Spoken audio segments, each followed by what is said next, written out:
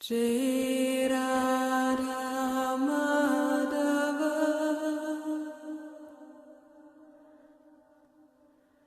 Jai Kunja Vihari Jai. Muchas veces pasa en nuestra vida que nos acostumbramos tanto a algo que dejamos de verlo. Por esa razón esta ponencia se titula Mientras el lobo no está, porque si bien la canción lo que dice es juguemos en el bosque mientras el lobo no está, suprimo la primer parte haciendo un juego de palabras, porque aunque no la mencione, sigue estando implícita. Cuando comencé mis estudios en la Escuela de Paisajismo de la ciudad de Rosario, allá rondando el año 2000, surgió adentro mío un planteo muy propio donde me cuestionaba cómo podía yo diseñar un espacio, tomar determinaciones sobre ese lugar si iba a ser vivido por otra persona. Fue así como, llegando a las puertas de mi vida profesional, me aboqué a la educación, porque mi conclusión fue que un paisajista no es nada más una persona que comprende de plantas y comprende de formas, colores y escala, sino que un paisajista es un mediador entre el espacio y la persona.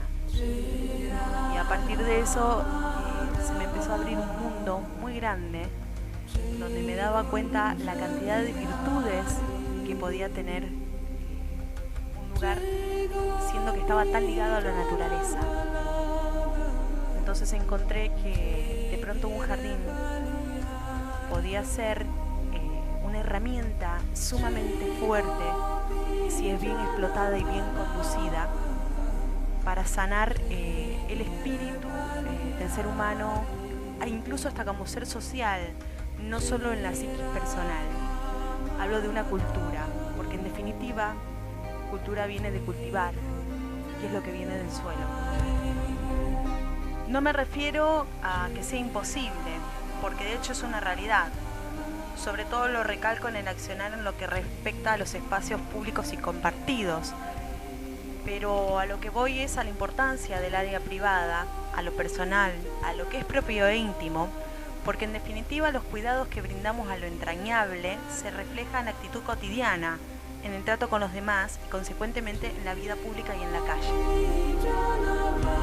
Comparto con ustedes parte de las observaciones que he ido realizando y que pretenden abrir debate sobre la importancia de una pedagogía del paisaje, cuestión tan conexa con el sentido de pertenencia e identidad, porque después de todo, paisajismo es hacer país en su acepción más noble. Y propongo a su vez una autocrítica para los paisajistas y estudiantes acerca de las incumbencias profesionales, si nuestra labor es meramente estética y ecológica, utilizando la vegetación como herramienta decorativa, o si tomamos el compromiso humano de educar y educarnos a la par de eso para crecer como conjunto. Creo que sería un importante valor agregado. Un jardín puede ser entendido como una porción de tierra decorada con plantas. Puede ser entendido como una habitación más de una casa. Puede ser un lugar donde relajarse. O bien puede ser entendido como una llave de autoconocimiento, porque después de todo, el ser humano no deja de ser un ser natural. Desde nuestros orígenes nacimos desnudos y nos hicimos con armas para afrontar el mundo. Aprendimos a obtenerlas observando, razonando y acumulando información de nuestro entorno. A la materialización le llamamos tecnología y al espíritu le llamamos cultura. De las cavernas a las viviendas, del pelaje a la vestimenta, del día y la noche al reloj. De lo que veíamos importante que hacía nuestro día a día, a los pictogramas y después al alfabeto. ¿Podría entonces ser ajena la emoción de la razón? O mejor aún, podríamos desconectar nuestra psiquis y nuestra conducta social de la biomímesis. La mitad de la belleza depende del paisaje y la otra mitad de la persona que la mira. Hermann Hesse.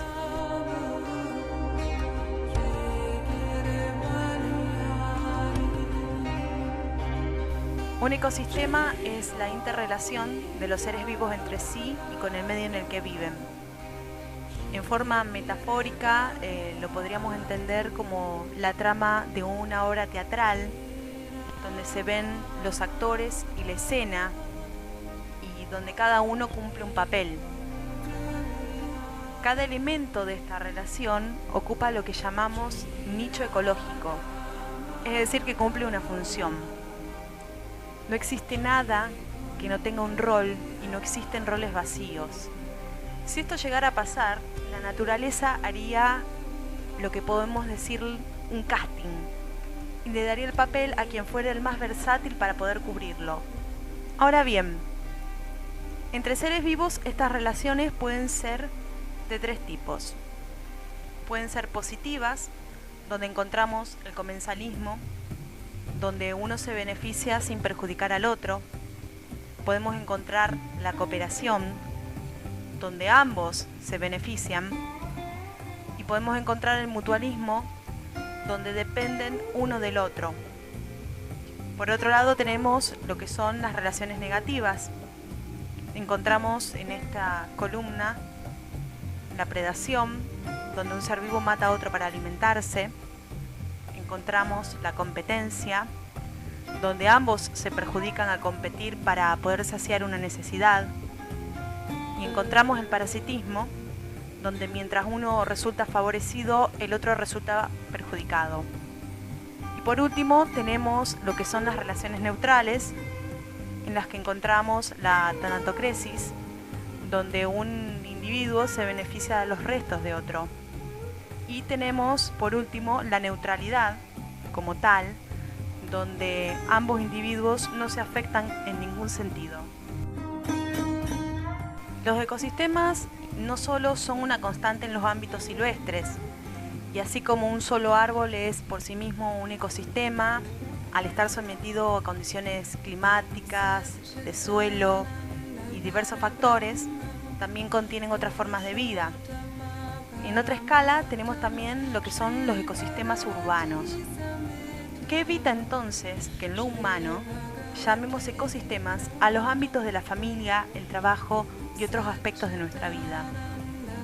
Extrapolándolo a lo emocional, cada quien puede hacer el juego de ubicar a las personas que lo rodean en cada uno de los términos que fui mencionando, en relaciones positivas, negativas o neutrales. Y la conclusión a la que podemos llegar va a ser la misma. No estamos obligados a tener relaciones perfectas con nadie, ni nadie será terriblemente malo para todo el mundo, porque las relaciones son relativas, se dan de tú a tú. Lo que a mí me puede parecer malo, para otro puede ser bueno. Y lo que considero más importante todavía es que nadie sobra, incluso aquellos que no nos caen bien o nos lastiman. Todos cumplimos una función. Un detalle no menor, digno de mención, es que en la naturaleza aquellos individuos que se especializan, es decir, que acotan y estrechan puntualmente su relación con ciertos elementos y o individuos, son aquellos más susceptibles de extinguirse.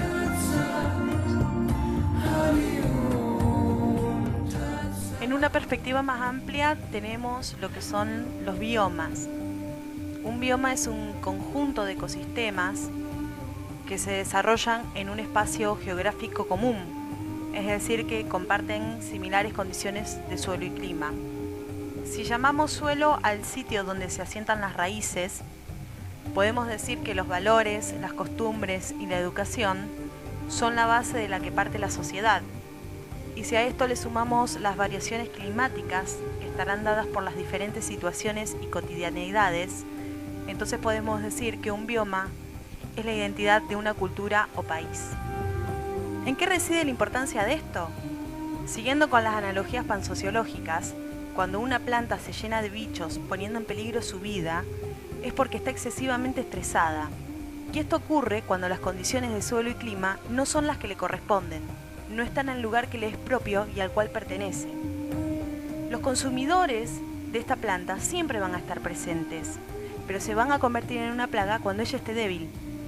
En lo personal, si se quiere tomar esto como un aprendizaje anímico espiritual, Las personas o cuestiones que sentimos que nos consumen por demás, en realidad vienen a decirnos que ya de por sí estamos mal interiormente.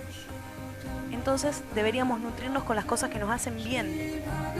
Pero por otro lado, tenemos el caso de los árboles de hoja caduca, que si no pasaran por periodos de invierno que le provoca un grado de estrés, no florecerían. De hecho, cuando un árbol está totalmente pelado en esa época y parece hasta muerto, es cuando más trabaja la raíz y se profundiza. Todo en el justo equilibrio. Es importante saber entonces que es completamente normal tener periodos donde no nos sintamos del todo bien, siempre teniendo presente que son momentos. La naturaleza tiene ciclos y nosotros no somos ajenos de eso.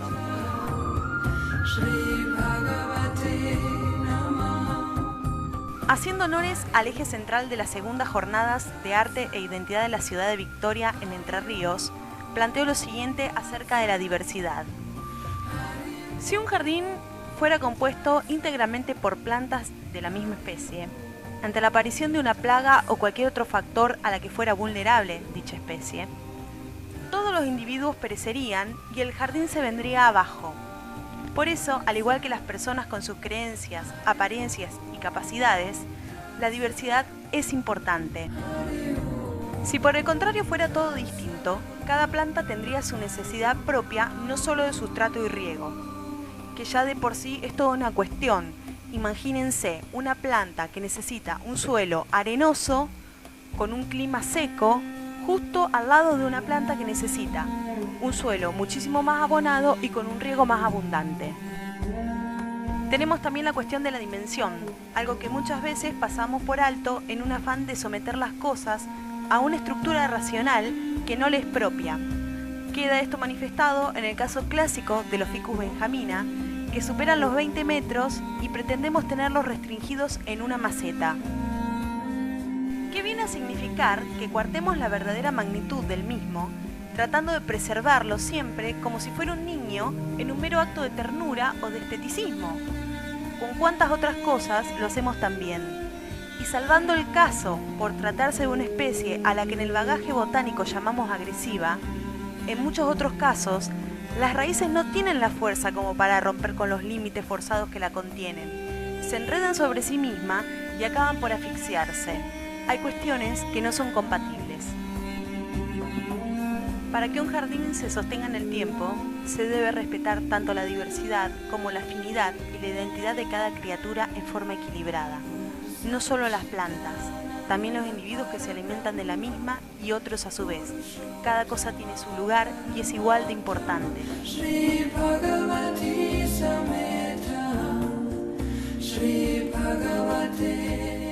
Para concluir, hago un tributo especial a los maestros árboles, porque de todas las formas de vida vegetal, el árbol se puede considerar el más relevante en el sentido de la psiquis humana. Y es debido a una razón precisa, no tanto por lo admirable de su longevidad, que muchos alcanzan a tener, sino más bien por una cuestión de escala. Están por encima de la altura de nuestros ojos, lo que nos recuerda lo pequeños que somos, y desde esta perspectiva humilde, comprender que lo que está por debajo de nosotros también es importante.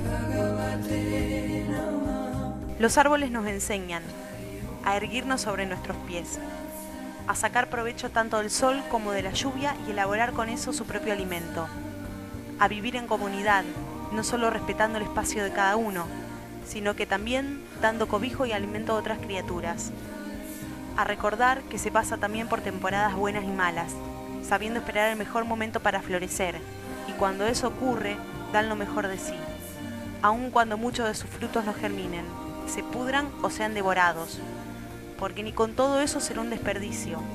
Siempre, de alguna manera, otro lo va a aprovechar, y a la larga o a la corta, volverá al suelo que nos va a nutrir a nosotros mismos. Y sobre todo, a sufrir, buscar la luz y crecer estando parados en un sitio, porque ocupan un lugar en el mundo y están orgullosos de ser lo que son.